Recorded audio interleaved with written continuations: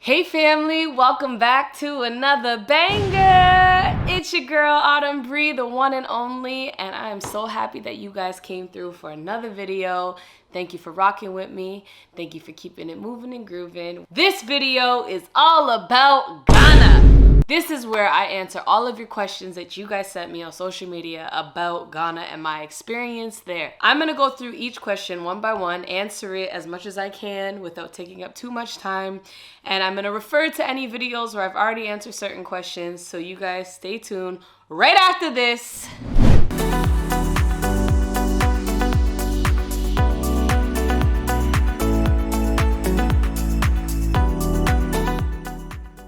All right, we're back, y'all. Let's get into the nitty gritty right now. So, the first question that I got was, did I learn any new words or terms? And to be honest with you, because Ghana is a multilingual country with English being very, very prominent in their country, I didn't really have to be forced to speak their own language, but I did learn one or two of their own words. So I will share them with you. Please, guys, do not make fun of me. And any Ghanaians that are listening and speak Tree that think I'm butchering their language, I am sorry, because I do not know the correct dialect and pronunciation of some of these words, but I'm gonna do my best, y'all. Okay, so I didn't learn Ga, which is the other language. I've only learned Tree because my friend speaks Tree. So Akwaba, which means welcome, was one of them that I used all the time, even when I wasn't supposed to use it. When I'm supposed to say thank you, I would say Akwaba, because it was the only word I knew for like 6 days. So that's my favorite one, Akwaba. And I was saying it wrong for like the entire trip, basically. I was saying Akwaba, and people were looking at me like I was crazy. I'm a tourist, y'all. Don't mind me. The other one is what? Oh, I can't even say this one. Oh my gosh. What to saying means how are you? What? I can't even do it. What to saying? I can't pronounce it, y'all, but I know it's something like that, okay? So anyways, it means how are you? When people would say it to me, I would say good, and I would smile like this with a thumbs up because I didn't know how to respond. The other one is Madase, which means thank you. And I think I said it wrong once again, but I would say that word a lot and people understood because they would say you're welcome, or they would smile at me with thumbs up as well. So those are the terms. Those are the main ones that I would say. Again, Ghana speaks a lot of English. Almost everybody there speaks English, unless you're like going into the villages somewhere where I didn't go. So I didn't have to use the native tongue. Number 2, so how did you adjust to the time difference? Okay, so to be realistic, I didn't adjust to the time difference. One, because my friend didn't allow me to. We were hot foot stepping. The minute I got there, we were doing stuff. I slept for maybe 4 or 5 hours, and that was it. And then we were at a party. The next day had things to do. The next day at a party. The next day at a party. Party. December in Ghana is not the time to sleep. It is not the time to adjust. Just know when you get there, it is time to go, go, go. It is only 5-hour difference, so it wasn't that drastic compared to the other side of Africa, but it was a lot still. And on top of that, I was so annoyed because of the process of even getting into Ghana with the airport situation and the way that my COVID test results were happening. You guys can refer to my En route to Ghana video to see more of what happened there. But otherwise, yes, I didn't adjust until I basically got to Tanzania. Number 3, things to be mindful of. So this is a good question because we often talk about all the amazing things of a country because we never want to knock a country. But just like anywhere in the world, there's danger, there's thieves, there's people that commit crime, there's things that you need to look out for. So it is crucial that I do share these things with you. So the first thing is motorcycle thieves. Motorcycle thieves are people that ride motorbikes. Usually it's young kids or like adults that just have nothing better to do with their lives, and they ride bikes and they go for unsuspecting people walking on the street, and they snatch their purse or snatch their phone out of their hand and drive off on their motorcycle. So quick story, I was standing outside the bank and I was texting my Bolt driver because I just went to the ATM to get some money, and as I'm standing there with the security guard, 2 motorcycle thieves came up and they tried to snatch my phone, but luckily, if you guys see my phone, I have this thing on it. It's from Amazon. I'm gonna put the link on this video, and basically you put your hand in it, so when they snatched it, it didn't go anywhere. It just went like this and it just dropped onto the ground, and they were already gone by that time. So motorcycle thieves are real. They're only in certain areas and more than often at nighttime. So just be careful, hold your belongings, watch your purse. Don't be flashy with anything when you go to Ghana. Second thing, you want to look out for overpriced items at markets and the art center. Obviously, this is a common thing everywhere, even in Canada or the United States. Be willing to barter with people and don't let them bully you into paying a rate that you feel is way too high, because chances are it is. For instance, I bought bracelets. They were trying to tell me it was 480 cedis. After going back and forth, and me eventually saying, you know what, I don't even want it, they ended up bringing it from 480 cedis to 200 cedis. That goes to show you how much they were willing to rip me off. So just be willing to stand your ground. The other thing is, the way that they look and view certain things, you just have to remember you are in a different country with different upbringings, different culture, different experiences. So what's common sense to us isn't necessarily common sense to them. So I've often found myself getting frustrated because I felt like this is something that you guys should just know. But sometimes it's just a matter of culture, and like, how can they know if their culture, that's not in their culture? So just having a little bit of patience, it goes a long way. Otherwise, you're gonna find yourself very frustrated a lot of the time. So let's get to the next question, which is tips for traveling to Ghana. What are my tips for traveling to Ghana? So my number one tip, and you guys can go back to my video about preparing for Ghana during a pandemic. I speak in depth about this. So you want to have your documentation in order. So you want to have your invitee letter from whoever is inviting you, whether it be the hotel or a family member or a friend. You want to have your attestation form about them being responsible if you commit crime. You want to have your yellow fever. You want to have your passport photocopied and your visa's done. All of that you want to get done. Visit that go to that video if you haven't seen it yet on more in-depth details on what you specifically need to go to Ghana.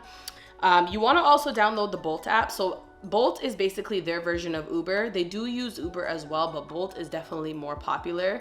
And if you do use Uber while you're there, you want to convert your app to using cash instead of card. They prefer to use cash because they get the money instantly instead of using card and waiting for the process to go through. And a lot of drivers will actually decline or delete your or cancel, is the word. They would cancel your trip if they see that you're using card. So it's very difficult sometimes to get drivers. So you want to use Bolt and Uber for cash only. Everywhere in Accra and Ghana uses cedis, so you don't really need to bring US dollars or Canadian dollars. And I recommend you withdrawing from a bank before you even go with cedis, or once you get there, getting it from the ATM. If you use US dollars, you're more than welcome to. I'm sure in some places they'll use it, but you probably will get ripped off. So it's better to use the local currency, which is much easier anyways, because everyone's going to give you change back in cedis, which is the local money. For sightseeing that is further away, so such as Elmina Castle or the Slave River, or even the Palm Tree Botanical Gardens, which is actually called Aburi Botanical Gardens, you're gonna want to rent a driver because these destinations are a little bit further outside of the city. So unless you're staying in those areas, it's going to be a little bit more expensive to just Bolt or Uber it. So hire a driver for those days, and if you're going with friends, then at least you guys can split it. It's not as costly as it will be for the Bolt there and back, and at least you know you have a driver waiting for you, so whenever you're ready to leave, you can go. Next, you want to make sure you have your Hep A, your yellow fever, and your typhoid shots. Yellow fever is mandatory. You can't even get into the country without it, so you will have to have that to get your visa anyways. But your Hep A and your typhoid shots, I highly recommend it because those are specifically for foodborne illnesses, and it will help drastically if you do contract something like food poisoning or some type of bug or stomach flu from the water or something like that. You will still get sick, but it won't be as drastic as it would have been had you not had those shots. And I I definitely say you have to be prepared for diarrhea because our bodies are not used to their food, their hot climate, and also their water and all of that. So just prepare yourself to possibly have diarrhea. Bring Imodium, Pepto-Bismol, something to help with upset stomach. I also brought tea bags, which was the best thing that I could have done when I had food poisoning, because I was able to get something in my system that was natural and not too heavy on me, and it was just soothing to my stomach and letting it settle. So definitely bring things for that.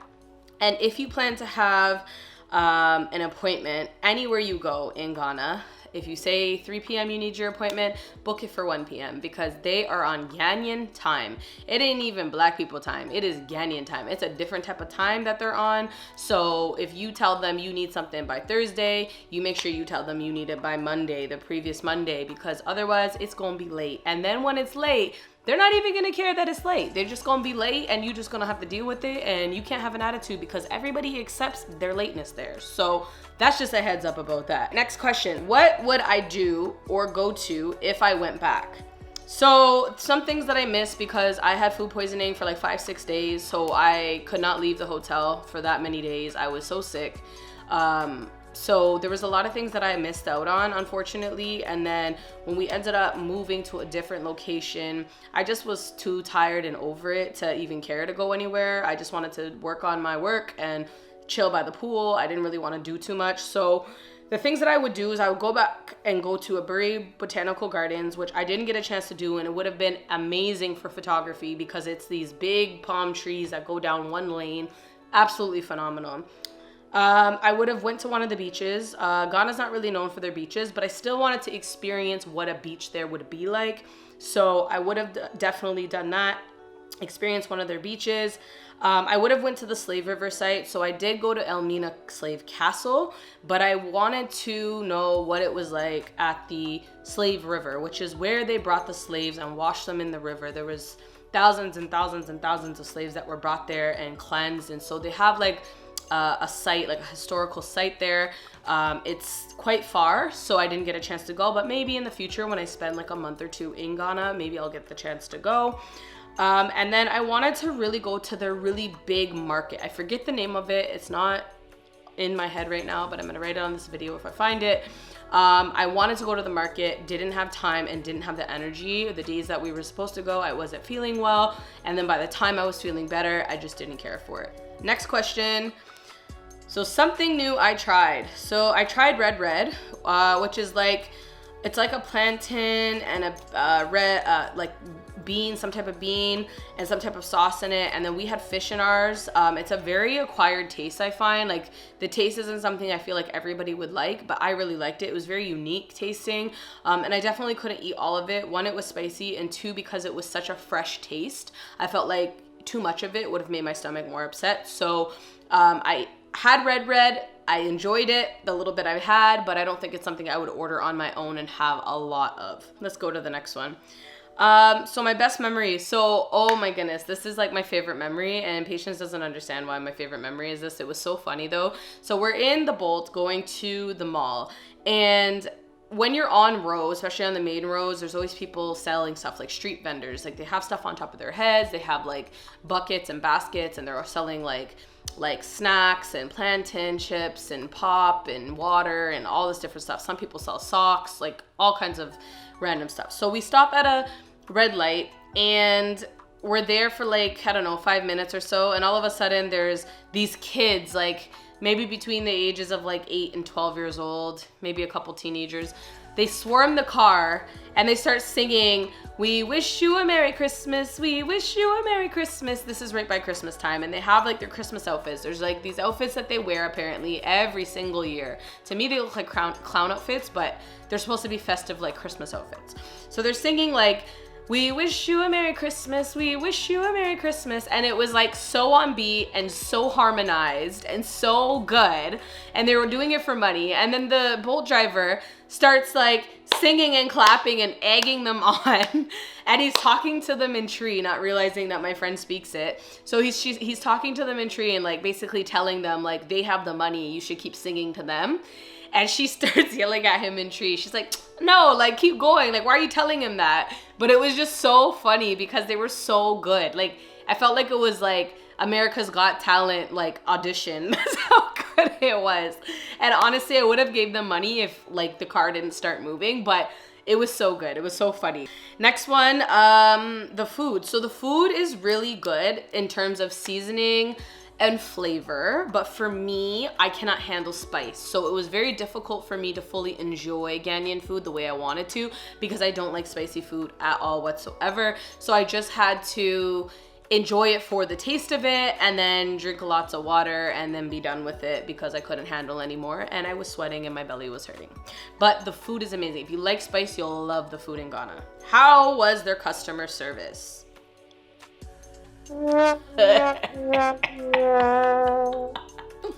This is a real question. Ghana's customer service. Let's get into this. I want to do a course on proper customer service, but we won't talk about that in this video. We're gonna talk about the question. So, you definitely have to humble yourself if you're coming from like North America or even Europe maybe, because their standard of customer service and what that means and common sense and critical thinking skills is not the same standard in, you know, Europe or North America. I feel like it's very different. It's just they have no urgency, one. They just take their time with everything. I felt like everywhere I went, the food was always so late. It never came on time or never was within a reasonable turnaround time. You go and order food and then you're like, is the food ready? They're like, oh, in an hour, miss. You go in an hour, it's another hour and a half. Like it just there was no urgency. Everybody's very slow moving.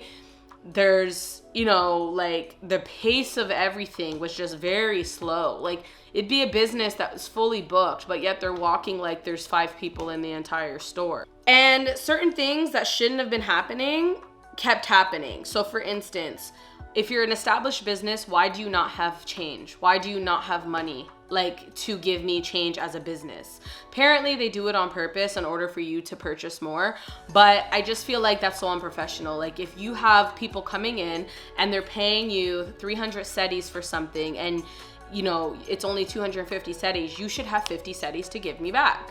But a lot of the time, places did not. There were places that did, but most times, no, they didn't. Then when I booked my PCR test, the guy confirms with me Friday. I booked it for the Monday, and I said, I want my PCR test at 9 a.m. Sunday night, something told me, call him and just confirm that he's coming for 9 a.m. on Monday. I call him and ask him, this is like 7 p.m., 8 p.m., like late. He's like, yeah, sorry, I'm not coming because it's a holiday tomorrow. So at what point were you going to tell me that it's a holiday? You booked the day, you said the day was available, you said the time was available, and then now that I'm confirming with you, you're telling me that it's not available? When were you gonna tell me? If I never called you, were you even gonna call me and let me know? Like, it's just things like that that were like so confusing to me. And like, no care in the world that you're upset. No care in the world that their customer service is bad. And I often found that when they made mistakes, nobody was willing to rectify it. It was just like, I made a mistake and you have to deal with it. It was never like, sorry, miss, I made a mistake. Here's $10 off of your bill. Or sorry, miss, I made a mistake. Here's a free night of stay at our facility for all of our unprofessionalism. It was always, I made a mistake. I made a mistake. Deal with it. I don't understand. So customer service, not my favorite in Ghana. Can't lie, wasn't the best. Not everywhere. I'm not gonna say everywhere, but a lot of places were just awful with customer service. And I honestly feel like that's just a theme within the Black community all in all, unfortunately. It's like we don't hold each other accountable, so we just allow ourselves to be slack. Like we don't tell each other like, don't do that, or don't act like that, or don't be like that, or I'm not gonna give you my business if you're this way. And then they just keep being that way because nobody holds them accountable. So frustrating. So next question was craziest thing I tried. I went to Cancun Park, which is a national park near the Elmina Castle, maybe like 40 minutes away. So we went there after the Elmina Castle, and it's basically like suspension bridges, and there's like hundreds of feet underneath. So if the bridge breaks, you're basically dying. And there's like 7 bridges you have to get across, and there's tons of people walking on it at the same time. So all you hear is creaking and croaking and moving and all these noises as you're walking past. You're like, am I gonna make it? Like, am I even gonna survive this thing? That's how I felt the entire time. Watch me drop. Oh Lord.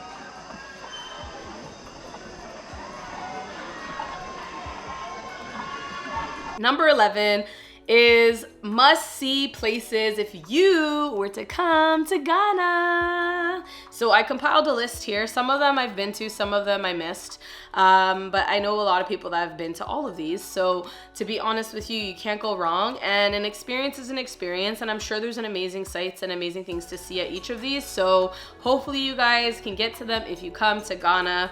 So first one is Cape Coast Castle and Elmina Castle. If you haven't seen it yet, go see my video on the heaviness, experiencing the heaviness of Elmina Castle. I posted it not too long ago, and it was extremely heavy, you guys. But I feel like it's one of those experiences that absolutely everybody needs to experience in the world, because you need to understand the history of the atrocities of the transatlantic slave trade.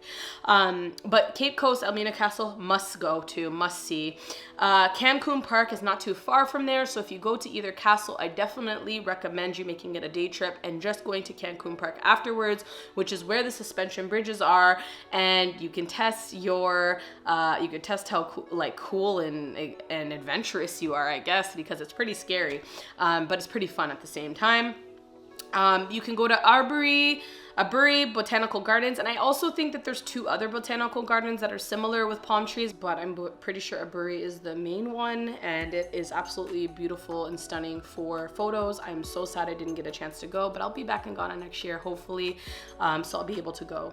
You also want to experience the beaches. They're not crazy amazing beaches, but you can still go to the beaches. The nicest and livest nightclubs, including the Polo Beach Club, is very, very poppin' in December. There's a couple other ones. Sky Bar is another one. Twist is another one. There's tons of them during December that are open, and there's a lot of them that are only open during December because that's when all the tourists come, so they make these clubs open just for that month in particular.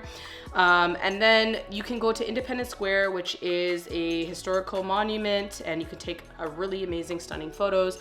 I do have a photo on my Instagram at World Dreams with Autumn Bree page from that monument, and it's very, very nice for photos. You can also go to the market, as I mentioned earlier, and there's a place called Village on Stilts that I just recently found out about. I didn't even hear about it when I was there, and I'm wanting to go there next time I go just to experience it and to get some nice photos and to see what it's all about. But apparently it's villages that are on the water on stilts. There was something very similar to that in Cambodia when I went. It was called the Floating Village, I believe it's called. So it would be cool to see the difference and to see what it looks like in Ghana. So I hope you guys enjoyed this video with me answering the questions that you guys had and posted and shared on Instagram and Facebook. I hope that a lot of your questions were covered. If I missed any, I'm sorry. Leave a comment and I will go ahead and answer it on this video here. If you guys are liking the content, make sure you go ahead and subscribe, notify yourself, like, comment, and share with 2 family members or friends so that we can continue to grow and glow this family, y'all. So much more content to come. Get ready for the next one. I'ma see y'all soon. Peace.